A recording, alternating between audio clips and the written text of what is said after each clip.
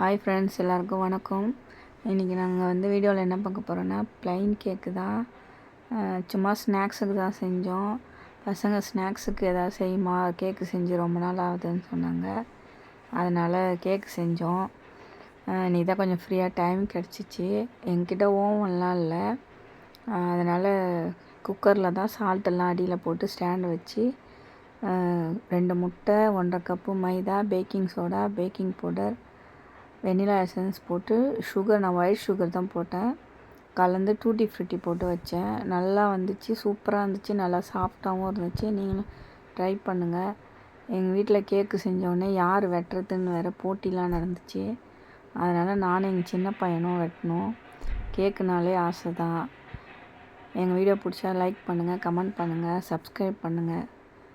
Bye friends. நாளைக்கு ஒரு வீடியோவில் பார்க்கலாம்.